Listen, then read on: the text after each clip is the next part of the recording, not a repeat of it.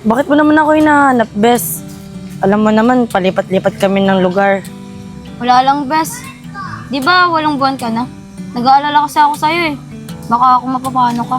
Bes, dapat di ka na sumasama kila Samuel sa pangangalakal. Dapat doon ka na lang sa court, nagpapahinga. Hindi naman kami pwede magpahinga ng matagal dun, Bes. Pinapalis kami ng mga barangay tanod. Bes, bakit di ka magpunta sa mga kamag-anak mo para humingi ng tulong? Lalo ngayon, malapit ka ng mga anak. Kakailanganin mo ng maayos na matutuluyan. Para saan pa? Pag pumunta ako dun, susumbatan lang nila ako. Papamukha lang nila sa akin lahat ng maling nagawa ko. Bes, lahat naman tayo nagkakamali. Wala naman perpektong tao sa mundo. Magpakumbaba ka na lang at tanggapin na mali ka. Bes, sa'yo ko lang to aaminin na. Gusto ko naman talagang umuwi. Kaso ano pa bang mukha ang ihaharap ko? Mataas ang pangarap sa akin ni Mama. Tapos ano? Ganito lang mangyayari sa akin. Nabuntis ng maaga. Tol, nabalitaan namin na. Sinusundo na si Angel ng tatay niya. Bakit di siya sumama? Oo nga tol, mas gaganda buhay ni Angel pag naibalik mo na siya sa mga magulang niya. Tol, ang totoo niyan. Paano pag bumalik na siya sa pamilya niya? Paano ako? Hindi ko na siya makakasama. Pati yung magiging anak namin. Ganun talaga tol, kailangan magsakripisyo para di naman niya sa mag-ina mo eh. Eh paano naman ako? Gusto ko rin naman sila makasama. Tol, alam mo, balang araw maintindihan mo rin ako pag nagkaroon ka ng sarili mong pamilya. Tol, magkaiba tayo. Pag ako nagkaroon ng sarili kong pamilya, palagi kong uunahin ang ikakabuti nila kesa sa sarili ko. Samuel, tama yung sinabi ni RJ. Saan mo titira yung bata? Diyan lang sa bangketa. Matitiis mo ba yung mag-ina mong nahihirapan?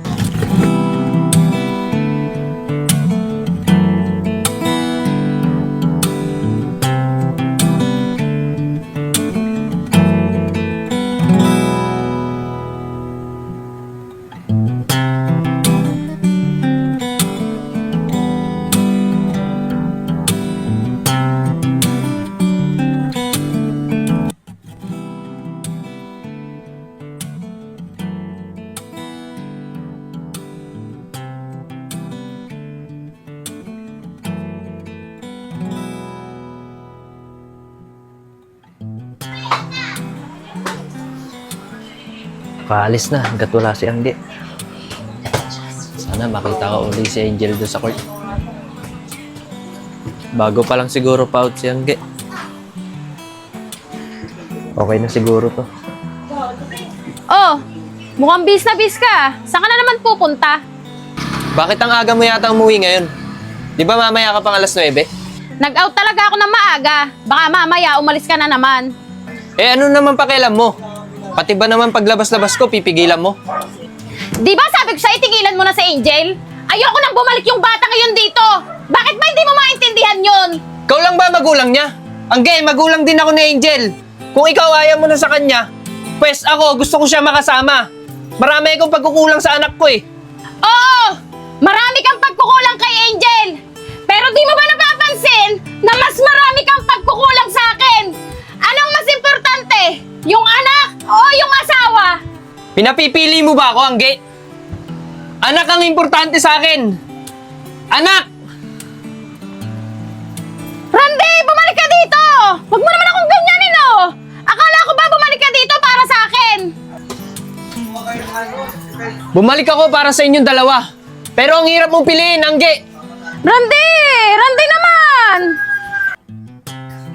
Ngayon lang ako nakakita ng magulang na ayaw sa anak. Kaya siguro mas pinili na lang ni Angel na lumayas. Basta ako gagawa ako ng paraan para bumalik sa amin ang anak ko. Kawawa naman siya, buntis siya eh.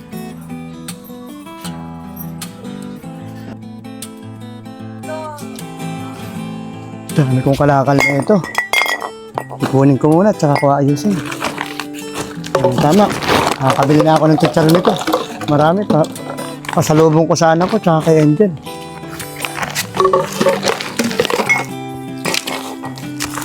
Dalawa. Apat. Anim. 7 lang. Pero malaki-laki to, tamang-tama. Mahal siguro to. Tingnan nga. Kasi malaki to na eh. sa akin si Anggi. Naman, kukulitin Paano na naman kaya ako banta nun. nito? Sana nasa court si Angel. Wala, may wallet. Kuya! Kuya! Kuya!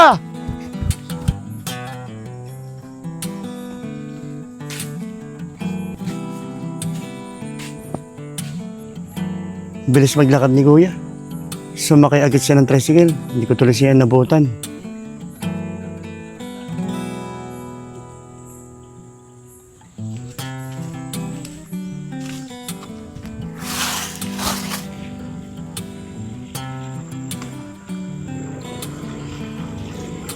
Mamaya ako na ito titingnan. Nilikpitin ko muna itong gamit ko.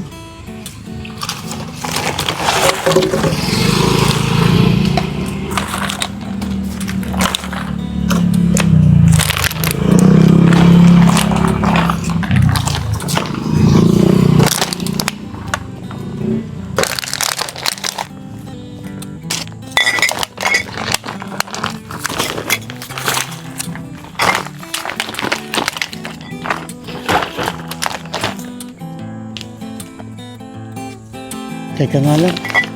Malagay kaya muna sa sulok tong gamit ko. Tsaka ako titignan.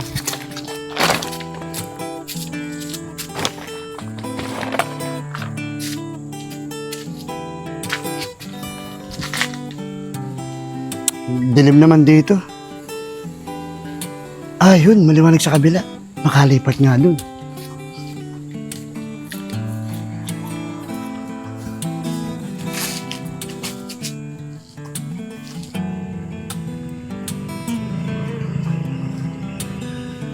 Pangalan Santos Randy Rodriguez.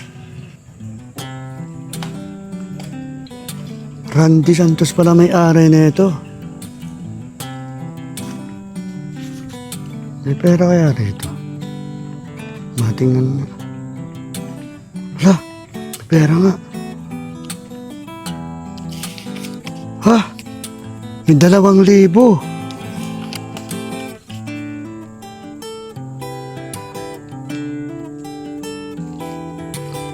Pang isang buwan na namin itong panggastos.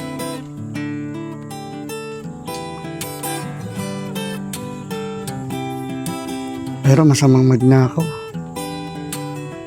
Balik ko na lang.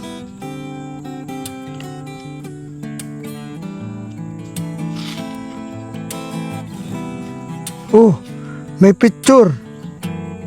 Sino kaya to? Wallet ko yan ah. Kuya! Kuya! Wait lang po! Bakit nasa iyo wallet ko? Magnanakaw ka. Kuya! Kuya! Hintayin niyo muna po ako magpaliwanag! Papaliwanag ka pa, huling-huli ka, nagsisinungaling ka pa? Aray! Kuya, tama na po! Kuya! Napulot ko lang po yung wallet na yan. Wala po naman akong masamang tension dyan sa wallet na yan eh. Ang katotohanan po, hinahabol ko po kayo. Sumakay po kayo ng tricycle. Ganyan kayo mga magnanakaw eh. Gat kaya nyo itanggi, tatanggi nyo. Tara, Angel, mukhang may umaawi kita, tay. Hoy, ba't tinaway mo ang tatay namin? Ang kapal ng mukha mo ah. Angel, anak. Yan. Tatay mo yan. Yan magnanakaw na yan. Hindi magnanakaw ang tatay namin. Alam mo ba, siya ang pinakamabait na tatay na nakilala ko. Kahit hirap na siya, di kami iniwan, di kagaya mo. Pinakamabait? Yan na ba yung pinakamabait para sa'yo? Eh kitang-kita ng 2 mata ko, kinukuha niya yung 2,000 sa wallet. Sir, sana po, hinayaan niyo muna po ako magpaliwanag. Opo, tininan ko po yung laman ng wallet. Pero, para ko po malaman kung sinong may-ari. Kita mo na? Kita mo na? Basta-basta ka lang nananakit ng tao kahit hindi mo naman alam yung dahilan. Sama pala talaga ng ugali mo. Buti na lang pinalayas ako ng mama sa bahay. Kesa makisama sa mga ganyang tao. Ngayon, alam ko na kung bakit ka pinalayas ng nanay mo. Eh, bastos ka palang bata ka eh. Bastos talaga ako. Alam mo ba kung bakit? Kasi hindi ka karespe-respetong tao. Wala kang kwentang magulang. Eh, di magsama-sama kayo. Yan, sumama ka dyan sa tatay mong pulubi. Tumabi ka nga dyan. Tumabi ka dyan! Talaga, magsama-sama kami. Tay, okay ka lang ba? Okay lang ako, anak. Ikaw, anak Samuel. Okay ka lang. Ako, tay. Masakit ng balakang ko. Tinuhod ako eh. Hayaan nyo na, anak. Tara na sa court. Uwi na tayo. Tara, tay. Sige tay, daan-daan lang ah. Pakain na kita, tay.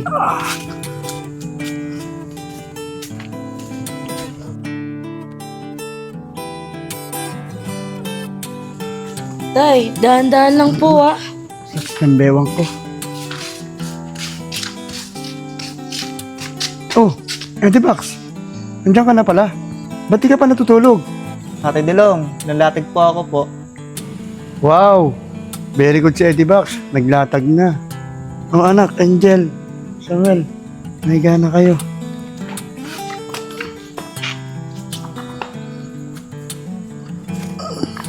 Sige na mga anak, nahiga na kayo. Ako lang mahuhupo.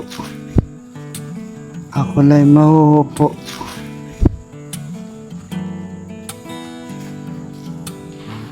O tay, okay ka lang ba? Muntik ka nang bumaksak eh. Okay lang ako anak. Masakit lang ang baywang ko. Mahal, sige na. Magpahinga ka na. Ako nang bahala kay tatay. O, Eddie Box, matulog ka na din.